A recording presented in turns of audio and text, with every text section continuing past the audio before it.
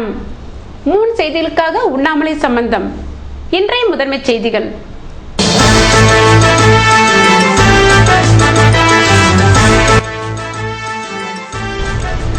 சாலை விபத்துகளில் பலி எண்ணிக்கை உயர்வு. பொதுமக்களிடையே ஹெல்மெட் விழிப்புணர்வை ஏற்படுத்த புதுவையில் இருசக்கர பேரணி.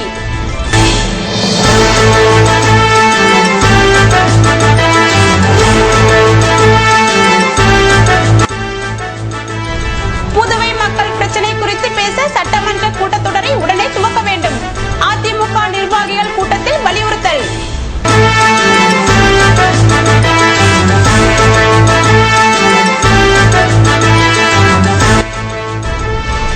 வனத்துறையை முற்றுகையிட்டதால் தள்ளுமுள்ளு. புதுவை நகர பகுதியில் மரங்கள் வெட்டப்படுவதை தடுக்க நடவடிக்கை எடுக்கவில்லை என குற்றச்சாட்டு. இனி விரிவான செய்திகள். புதுவையில் ஹெல்மெட் விழிப்புணர்வை வலியுறுத்தி நடத்தப்பட்ட இருசக்கர வாகன பேரணியை ஐஜி துவக்கி வைத்தார். புதுவையில் நடைபெறும் சாலை விபத்துகளில் இருசக்கர வாகனங்களில் செல்வோரின் பலி எண்ணிக்கை நாளுக்கு நாள் அதிகரித்து வருகிறது. இதனால் புதுவை மாநிலத்தில் ஹெல்மெட் அணிவதை கட்டாயமாக்க நடவடிக்கை எடுக்கப்பட்டுள்ளது. இந்நிலையில் ஹெல்மெட் குறித்து மக்களிடையே விழிப்புணர்வை ஏற்படுத்தும் வகையில் வெள்ளிக்கிழமையன்று இருசக்கர வாகன பேரணி நடத்தப்பட்டது. முன்னதாக நடைபெற்ற துவக்க நிகழ்ச்சியில் போக்குவரத்து கண்காணிப்பாளர் வரவேற்புரையாற்ற டிஐஜி, போக்குவரத்து துறை ஆணையர் ஆகியோர் வாழ்த்துரை வழங்கினர். இருசக்கர வாகன பேரணியை ஐஜி துவக்கி வைக்க விழிப்புணர்வு துண்டு பிரசுரங்களை போக்குவரத்து துறை ஆணையர் வெளியிட்டார். இந்த பேரணியில் காவல்துறையினர் மற்றும் பொதுமக்கள் கலந்து கொண்டனர். மக்கள் பிரச்சனைகள் குறித்து விவாதிக்க சட்டமன்றத்தை கூட்ட வேண்டும் என அதிமுக நிர்வாகிகள் கூட்டத்தில் வலியுறுத்தப்பட்டது. புதுச்சேரி மாநில அனைத்திந்திய அண்ணா திராவிட முன்னேற்ற கழக மாநில நிர்வாகிகள் கூட்டம் புதுச்சேரி தலைமை கழகத்தில் வெள்ளிக்கிழமையன்று மாநில கழக அவைத்தலைவர் பாண்டுரங்கன் தலைமையில் நடைபெற்றது. இக்கூட்டத்தில் தீர்மானங்கள் நிறைவேற்றப்பட்டது. இலங்கை அரசு தமிழகம் மற்றும் புதுச்சேரி மாநில மீனவர்களை கைது செய்யும் போதெல்லாம் அவர்களை மீட்டெடுக்க தமிழக முதல்வர் பிரதமருக்கு கடிதம் எழுதியதை இலங்கையில் அப்பாவி தமிழக மக்களை கொன்று குவித்த போர் குற்றவாளி ராஜபக்சேவின் ராணுவ இணையதளத்தில் கொச்சைப்படுத்தி செய்தி வெளியிட்ட இலங்கை அரசுக்கு இக்கூட்டம் வன்மையான கண்டனத்தை தெரிவித்துக் கொள்கிறது. தமிழர் நாகரிக உடையாம் வேட்டி கட்ட தடை வந்தபோது அதை தடுத்து காத்திர சட்டம் இயற்றி தமிழரின் மரபை காத்து நின்ற தமிழரின் தங்கத்தாயை வணங்கி இக்கூட்டம் நன்றியை தெரிவித்துக் கொள்கிறது. அரசு ஊழியர்கள், ஜவுளி மற்றும் சர்க்கரை ஆலை தொழிலாளர்கள், கூலி தொழிலாளர்கள், விவசாயிகள், மாணவர்கள், மீனவ பெருமக்கள் மற்றும் அனைத்து தரப்பு மக்களும் புதுச்சேரியை ஆளும் மக்கள் விரோத என்ஆர் காங்கிரஸ் ஆட்சியின் அலங்கோலத்தால் மிகவும் பாதிக்கப்பட்டுள்ளனர். புதுச்சேரி மக்களை துன்பங்களிலிருந்து மீட்டெடுக்க உடனடியாக என்ஆர் காங்கிரஸ் முதலமைச்சர் தானாக முன்வந்து பதவி விலக வேண்டும். மீனவர்களுக்கு வழங்கப்படும் பெரிய படகு, சின்ன படகு, கட்டுமரங்கள் பாதி மானிய விலையில் வழங்காமல் முழு மானிய விலையில் வழங்க வேண்டும். தமிழகத்தை போல் விவசாயம் செழிப்படைய வயலுக்கு நீர்ப்பாசிட 640 அடிக்கு விலையில்லா பிளாஸ்டிக் PVC பைப்பை முழு மானியத்தில் வழங்குவது போல் புதுவையில் என்ஆர் காங்கிரஸ் அரசு வழங்க வேண்டும். 1000 கோடி வருமானத்தை அள்ளித்தரும் பெருவணிக பெருமக்களும் சிறு வணிகர்கள் 1 லட்சம் பேரும் வணிக தொழிலில் ஈடுபடும் 3 லட்சம் தொழிலாளர்களுடைய வாழ்வு வளம் பெற வணிக நல வாரியம் அமைக்க வேண்டும். தமிழ்நாட்டில் சட்டமன்ற கூட்டத்தொடர் தொடங்கி முடியும் நிலையில் உள்ள நிலையில் புதுச்சேரியில் இதுவரை சட்டமன்ற கூட்டத்தொடர் தொடங்காமல் இருப்பது என்ஆர் காங்கிரசின் அலட்சிய போக்கை காட்டுகிறது. எனவே உடனடியாக புதுச்சேரி சட்டமன்ற கூட்டத்தொடரை கூட்ட வேண்டும். அதற்கு முன்னரே பாப்ஸ்கோ, பேசிக், KVK, ரேஷன் கடை போன்ற பல்வேறு துறைகளை சேர்ந்த சம்பள நிலுவைத் தொகையை உடனே பட்டுவாடா செய்ய வேண்டும். புதுச்சேரி பள்ளிகளில் அடிப்படை வசதி, ஆசிரியர் பற்றாக்குறை போன்ற குறைகளை உடனடியாக சரி செய்வதோடு பல மாதங்களாக ரொட்டிப்பால் வழங்கும் பெண் ஊழியர்களின் கோரிக்கைகளை அலட்சியப்படுத்தி வருவதை நிறுத்தி அவர்களுடைய கோரிக்கைகளை உடனடியாக நிறைவேற்ற வேண்டும் என தீர்மானம் நிறைவேற்றப்பட்டன. புதுவை நகர பகுதியில் மரங்கள் வெட்டப்படுவதை கண்டித்து அலைகள் அமைப்பினர் வனத்துறை அலுவலகத்தை முற்றுகையிட்டதால் தள்ளுமுள்ளு ஏற்பட்டது. புதுவை நகர பகுதியில் பச்சை மரங்கள் வெட்டப்படுவதை கண்காணித்து நடவடிக்கை எடுக்காமல் வேடிக்கை பார்க்கும் வனத்துறையை கண்டித்து வெள்ளிக்கிழமையன்று அலைகள் அமைப்பினர் கடலூர் சாலையில் உள்ள வனத்துறை அலுவலகத்தை முற்றுகையிட்டு பூட்டு போடும் போராட்டம் நடத்த முயன்றனர். இதற்கு அமைப்பின் தலைவர் வீரபாரதி தலைமை தாங்க பொதுச் செயலாளர் ரகுநாத், பொருளாளர் முத்துக்குமாரசாமி ஆகியோர் முன்னிலை வகித்தனர். இதில் பல்வேறு அமைப்பினர் பங்கேற்க போராட்டத்தில் கலந்து கொண்டவர்கள் வனத்துறை அலுவலக வாயிலை பூட்ட முயன்றதை காவல்துறையினர் தடுத்தனர். இதனால் அங்கு தள்ளுமுள்ளு ஏற்பட்டதுடன் பரபரப்பு காணப்பட்டது. வனத்துறைக்கு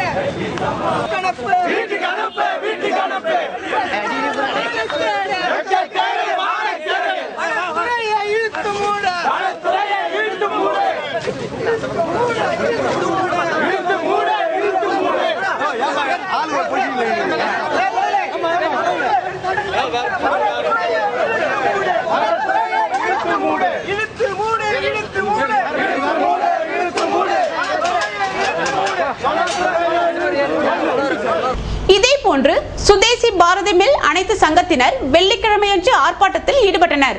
மில்லின் சேர்மனாக ஜான்சன் என்பவர் பொறுப்பேற்ற பின்னர் தொழிற்சங்க விரோத நடவடிக்கையில் ஈடுபடுவதாக குற்றம் சாட்டினர். ஊழல் குற்றச்சாட்டில் சிக்கியுள்ள ஜான்சனை நிர்வாக இயக்குனர் பொறுப்பிலிருந்து வெளியேற்றிய பின்னர் புதிய நிர்வாக இயக்குனர் பதவியேற்றதும் நிர்வாகத்தில் தொழிலாளர்கள் பங்கு வகிக்கும் கமிட்டி அமைப்பது சரியான முடிவாக இருக்கும் என முதல்வருக்கு அனைத்து சங்கத்தினரும் மனு அளித்துள்ளனர்.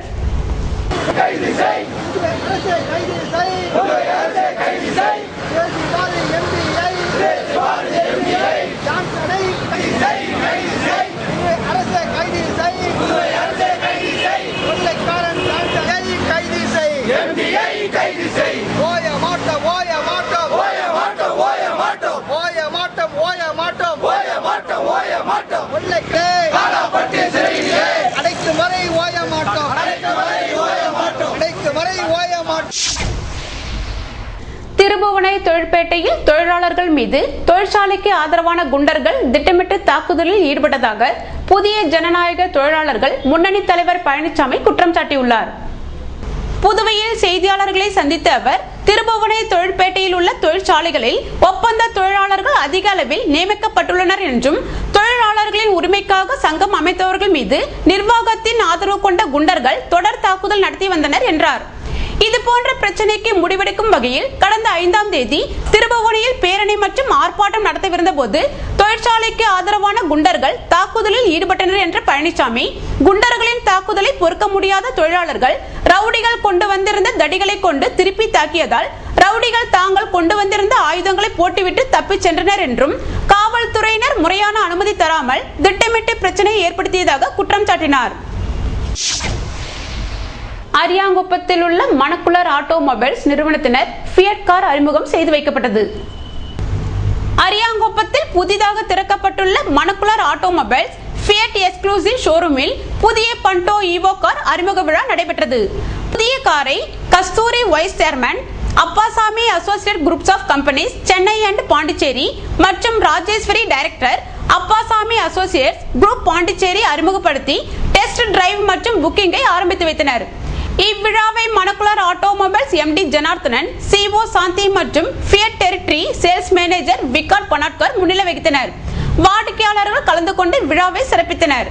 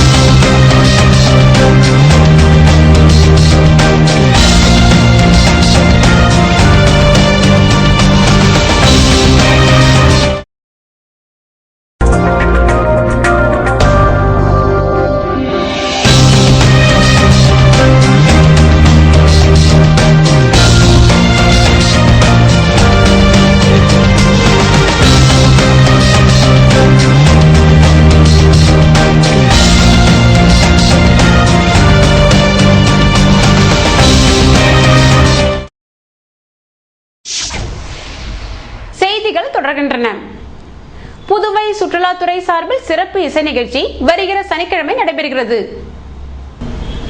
புதுச்சேரி சுற்றுலாத்துறை உதவியுடன் ஒவ்வொரு மாதமும் 2வது சனிக்கிழமை ஸ்கீன் இசை நிறுவனம் லைவ் மியூசிக் செக்ஸாட் பாண்டி இசை நிகழ்ச்சி நடத்தி வருகிறது.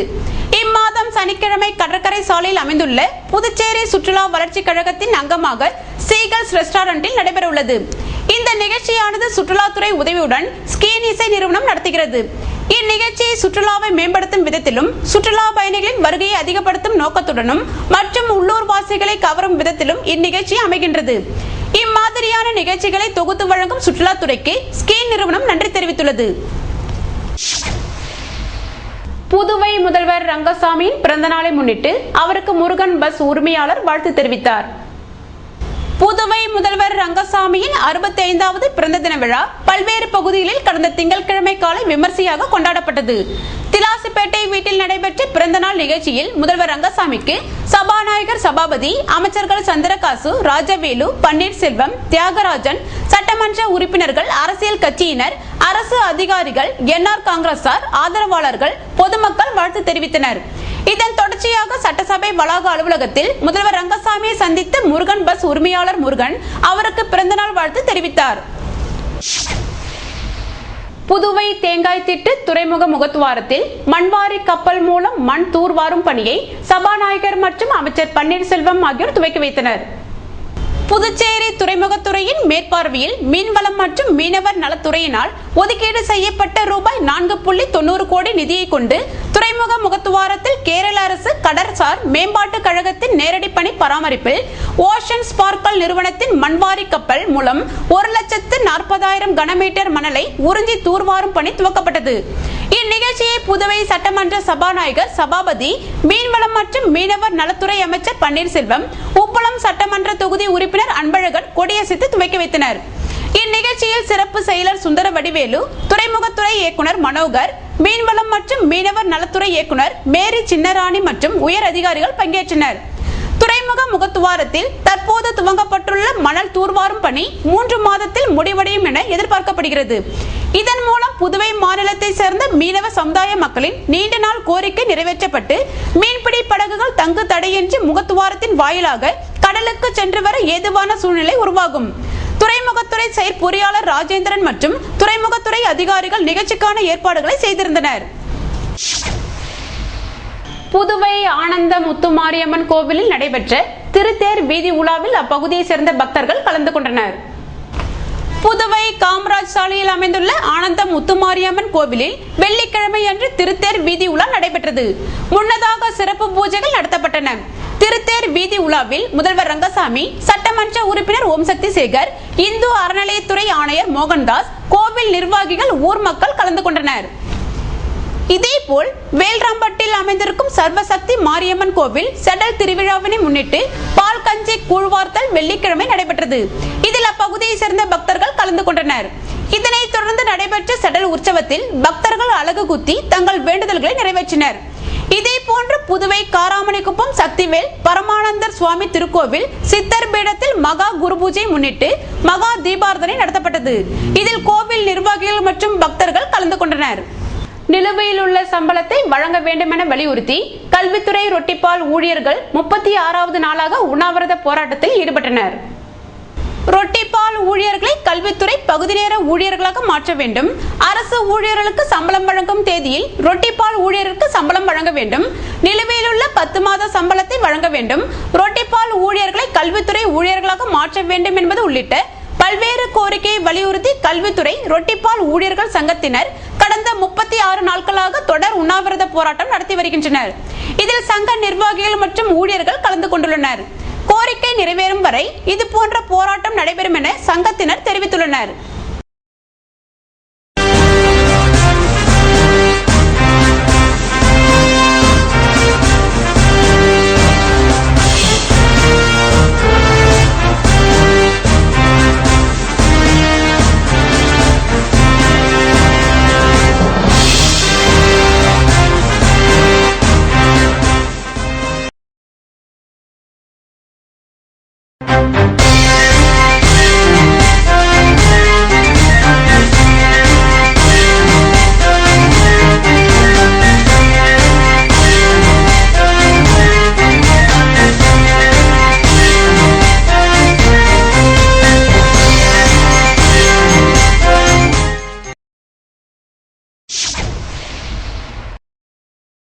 இன்றைய தங்கம் வெள்ளி விலை விபரம் வழங்குவோர் ஏவிஆர் ஸ்வர்ண மஹாலின் நவீன மங்கையின் நவநாகரீக நகைகள்.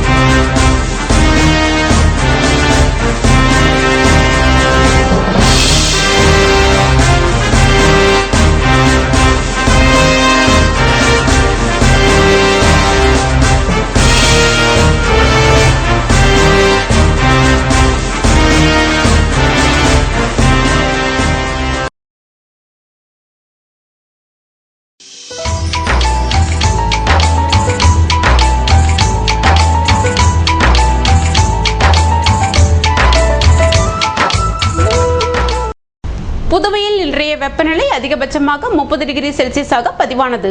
நாளைய வானிலை 31 டிகிரி செல்சியஸாக காணப்படுவதுடன் வானம் மேகமூட்டத்துடன் தென்படும் என வானிலை மையம் தெரிவித்துள்ளது.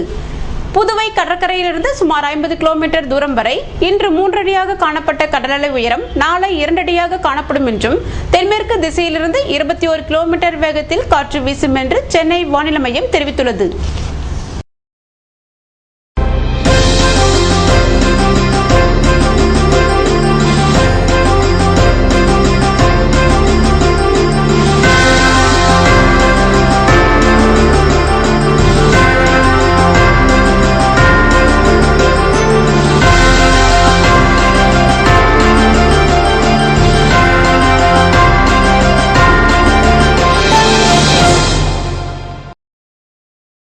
மீண்டும் இன்றைய முதன்மை செய்திகள்.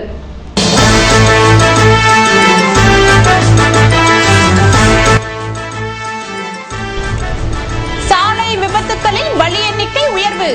பொதுமக்களிடையே ஹெல்மெட் விழிப்புணர்வை ஏற்படுத்த புதுவையில் இருசக்கர பேரணி.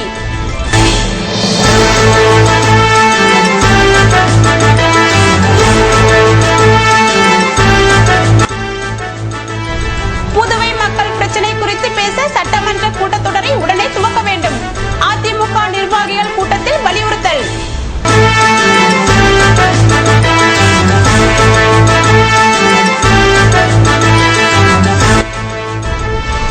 வனத்துறையை முற்றுகையிட்டதால் தள்ளுமுள்ளு. புதுவை நகர பகுதியில் மரங்கள் வெட்டப்படுவதை தடுக்க நடவடிக்கை எடுக்கவில்லை என குற்றச்சாட்டு. இத்துடன் செய்திகள் நிறைவடைந்தன. வணக்கம்.